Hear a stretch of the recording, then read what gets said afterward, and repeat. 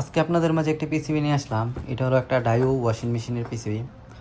তো এই পিসিবিটাতে আপনার প্রবলেম হলো আপনার আউটলেট বাল্ব, মানে যেটা দিয়ে পানি বের হয় আর কি, ওইটা যখন আপনার ডাইরেক্ট হয়ে যায়, যখন আপনি পাওয়ার ওপেন করলেন মানে আলাতুল চলতে থাকে, মানে ওইটা হয়ে গেছে আর কি, মানে আউটলেট বাল্ব মানে পাওয়ার ওপেন দেওয়ার সাথে সাথে আলাতুল চলতেছে।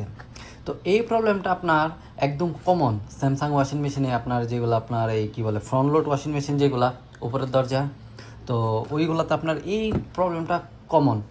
যদি আপনার আউটলেট বাল্ব যদি শর্ট হয় তাহলে আপনার পিসি থেকে সমস্যা হয়ে যায়, মানে স্যামসাংয়ের যেগুলোতে আর কি। তো বাংলাদেশে আপনার টপ লোড ওয়াশিং মেশিনে খুব কমই আউটলেট বাল্ব দেওয়া হয়। আপনার আউটলেট বাল্ব ছাড়া আর কি আপনার পানি যেটাকে বলে আপনার নিষ্কাশন করা হয় আর কি। তো এখানে আপনার সবগুলোতে আউটলেট বাল্ব থাকে। তো এটা হলো একটা আপনার এই ডায়োর ফ্রন্ট লোড ওয়াশিং মেশিন আর কি।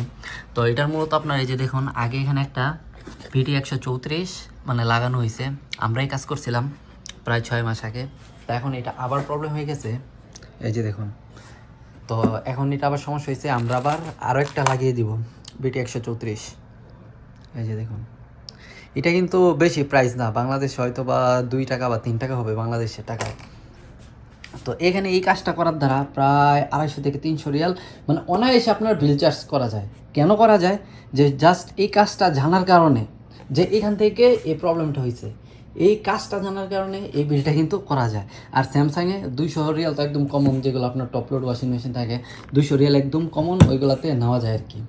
তো যাই হোক, আপনারা যারা প্রবাসে আসার জন্য চিন্তা ভাবনা করতেছেন অবশ্যই পিসিবির কাজ শিখে আসবেন। পিসিবিতে কাজে আপনার সব কিন্তু আপনার ড্যামেজ হয় না, কিছু কিছু আপনার কমন কিছু কিছু কাজ থাকে যেগুলো আপনার ড্যামেজ হয় বেশি।